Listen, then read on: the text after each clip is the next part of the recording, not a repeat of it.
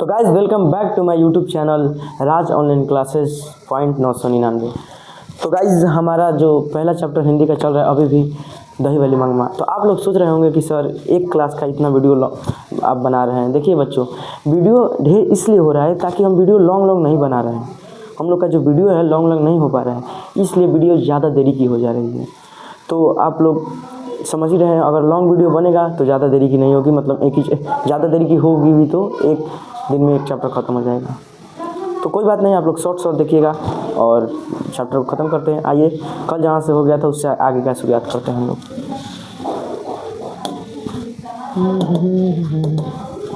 कल कहाँ तक हो गया था बच्चों, आप लोग को याद होगा। यहाँ तक के लेकर चली गई, यहाँ तक हो गया था। एक सेकंड, सबसे पहले हम लोग ये इसको हम जूम करेंगे और बराबर करेंगे क्योंकि वहाँ पे जगह बच जाता है। अब इसको हम अच्छी तरह से मार्क करेंगे।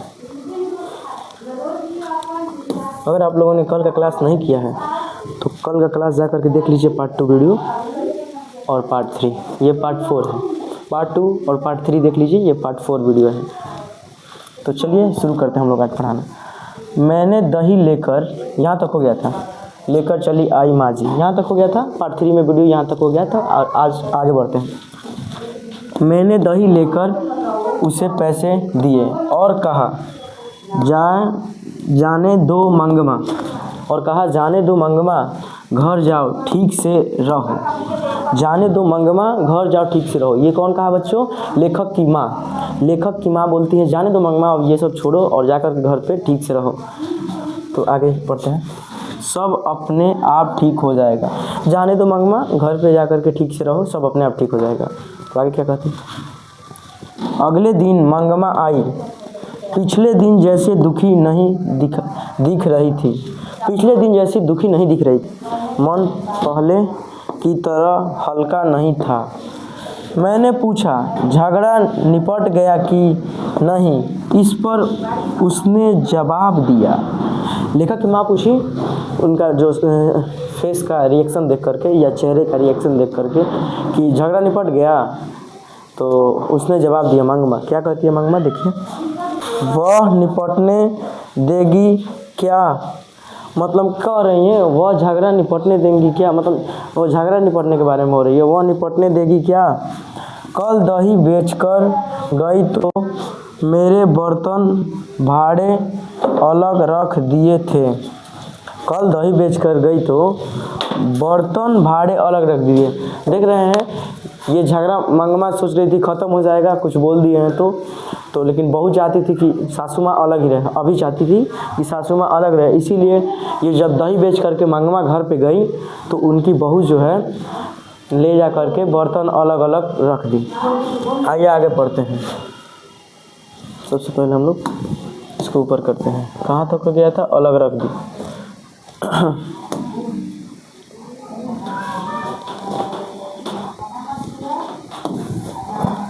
अलग रख दी। एक कुठले में रागी और एक में चावल, थोड़ा सा नमक मिर्चा सब एक तरफ रखकर खुद खाकर, और मतलब ये जो कुछ सामान है एक जगह रखकर और खुद खाकर, आगे देखिए क्या कहती है, खुद खाकर और अपने पति को खिलाकर पाँव पसार बैठी थी। ओहो, देख सकते हैं कि मंगमा जब दही बेच कर गई तो सब सामान थोड़ा थोड़ा अलग करके धर दी है और अपने पति और खुद खा करके पाँव पसार करके बैठी हुई है। तो मंगमा क्या करती है? आगे बढ़ते हैं। आप बताइए माँ जी, झगड़ा कैसे निपटेगा? मतलब ये लेखक की माँ से कह रही है, माँ जी आप बताइए झगड़ा कैसे निपटेगा। एक तो वो बेचारी थके हुई, बेच करके थकी हारी हुई घर पे दही गई बेच करके, और उसे खाना नहीं मिला होगा तो उसको कैसा लगा होगा और वो दुखी होती होगी। मैंने थोड़ा हिट्टू बनाकर खाया। मैंने थोड़ा हिट्टू बनाकर खाया। शादी के बाद बेटा कभी अपना रहता है माँ जी? क्या कर रही हैं कि माँ जी शादी के बाद कभी बेटा अपना रहता है? ठीक है जब उसने नहीं नहीं चाहिए मैं ही क्यों ज़बरदस्ती करूं। कह रहा है ठीक है जब उन्हें नहीं चाहिए मैं ही क्यों ज़बरदस्ती करूं। अलग ही रहने लगी माँ जी। रोज़ उस बच्चे को थोड़ा सा दही देकर बाद में बेचने आया करती थी। मतलब उसका जो पोता था ना, रोज़ उसे थोड़ा थोड़ा दही दे करके वह बेचने जाती थी। आगे क्या कर रही है। आज ठीक उसी समय वह उस बच्चे को लेकर कहीं चली गई थी। मैं जानती हूँ कि उसकी यह चाल है कि मैं उस बच्चे से बात ना कर पाऊँ। देखिए क्या कर रही है। मंगमा जब दही बेचने निकलती थी घर से, तो अपने जो पोता था उसका, तो उस पोते को थोड़ा दही दे करके निकलती थी। तो उसकी पतोहू वो जा करके अपने बेटे को लेकर उस टाइम पे कहीं चली गई। तो मंगमा बोली मैं सब जानती हूँ, ये उसकी एक चाल है, वह चाहती है कि मैं बच्चे से बात ना कर पाऊँ। इतनी छोटी सी बात कि कैसी रामायण बनाती जा रही है। मतलब इतनी सी छोटी बात के लिए कैसी रामायण बनाती जा रही है। मुझे आश्चर्य हुआ पर ये पैराग्राफ ख़त्म हो गया। अगला पैराग्राफ में पढ़ते हैं हम लोग। यहाँ तक सिलेक्टेड।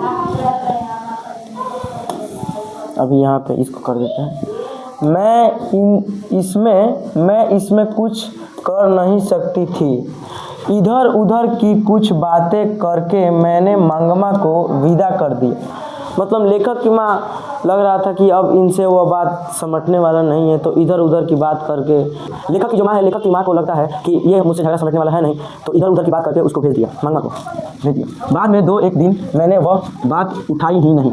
1-2 दिन तक वो बात मतलब नहीं उठाई, उसका चर्चा नहीं किया। अगर चर्चा करने लगी तो पूरा रोने लगती है, गाने लगती है कि ये हुआ वो हुआ, इसलिए लेखक की माँ चर्चा नहीं की। ऐसा लगा कि वह अलग ही रहने लगी है। एक दिन उसी ने पूछा माँ जी आप जो मखमल पहनती हैं ना, वह कैसी गज मिलती है। मतलब देखिए एक दिन वही पूछती है मंगमा, माँ जी आप जो ये मखमल पहनती हैं वो कैसे गज मिलती है। मैंने पूछा क्यों मंगमा, तो वह बोली इतने दिन तो बेटे और पोतों के लिए पैसा जोड़ती रही, अब भला क्यों जोड़ूं, मैं भी एक मखमल की ब्लाउज पहनूंगी। मैंने कहा एक। देखिए मंगमा कह रही है कि इतने दिन मैंने एक पैसे जोड़ करके अपने बेटे और पोते के लिए जोड़ा, लेकिन अब मैं इनके लिए मतलब पैसा नहीं करूँगी, अब मैं एक मखमल का ब्लाउज पहनना चाहती हूँ। मैंने कहा कि एक ब्लाउज के 7-8 रुपये लगते हैं। देखिए उस टाइम कितने सस्ते मतलब ब्लाउज मिलते थे, अभी तो बहुत ज़्यादा इसका रेट हो गया होगा। 7-8 रुपये लगेंगे। उस दिन मंगमा ने जाकर दर्जी से वह कपड़ा, उसी दिन जब लेखक की माँ बोली, उस दिन मंगमा ने जाकर दर्जी से वह कपड़ा लिया और वहीं सिलाने दे दिया।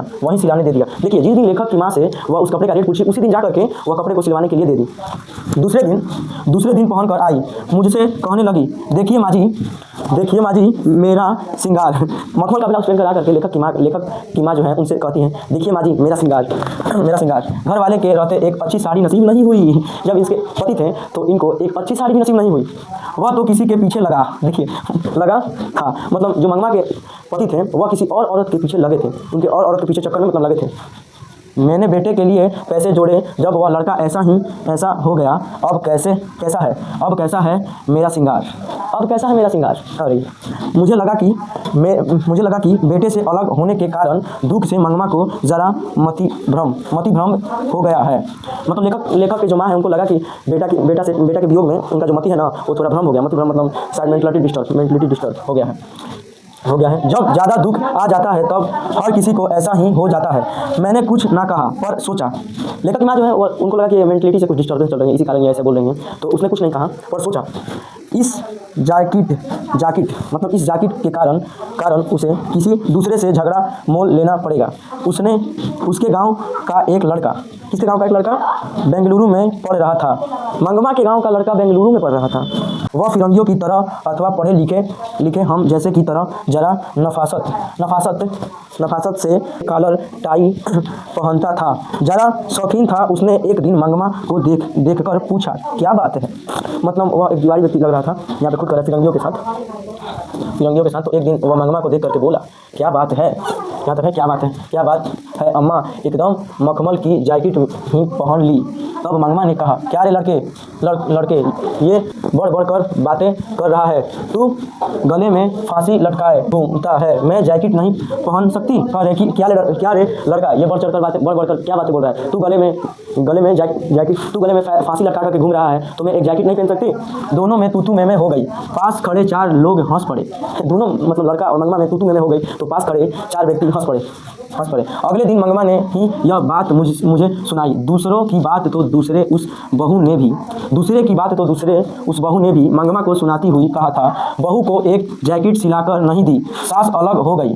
बहू को एक जैकेट सिला करके नहीं दी, सास अलग हो गई और अब मखमल की जैकेट पहनने लगी। देखिए पतोहू जो है मंगमा को ताना मार रही है कि बहू को एक जैकेट सिलाकर नहीं दी, पर सास अलग हो गई और अब मखमल की जैकेट पहनने लगी है। मंगमा ने विवाह में बहू को कर्णफूल, कंड, झुमकी, कान की जंजीर, कटी और तंगड़ी, देखिए ये सब गाने के आभूषण के नाम है, जो है विवाह में उसको देती कर्णफूल। कान में जो यहाँ पे पहनती है औरत हमारी महिलाएं, तो उसे कर्णफूल कहते हैं।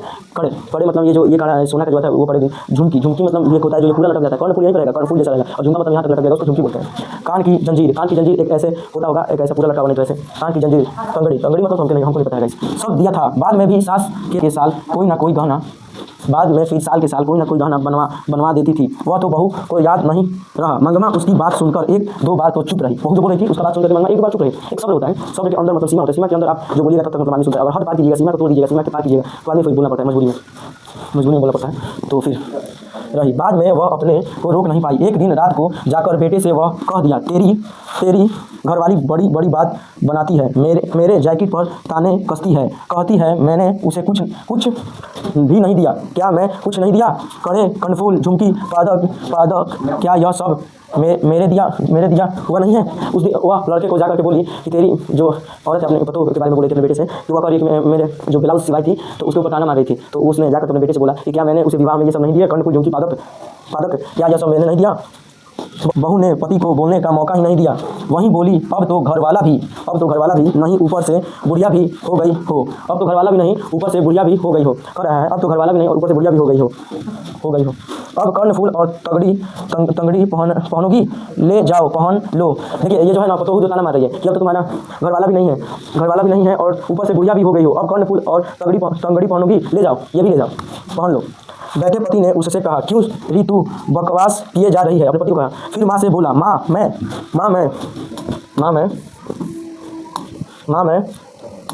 एक सेकंड, इसको थोड़ा दिया है। माँ मैं तुम लोगों का झगड़ा पसंद नहीं करता और तुम्हें चाहिए तो सारे जेवर ले जाओ। मंगमा बोली, माँ जी रास्ते चलने वाले भी इस तरह से बात नहीं करते, चाहिए तो जेवर लेकर चली जाओ। कहकर उसने सारे दोष मुझ पर ही मट दिया। अब यह जन्म किसके लिए? यह सुनकर मुझे बड़ा दुख हुआ। वह फिर इसलिए कि बुढ़िया ने अपने पोते को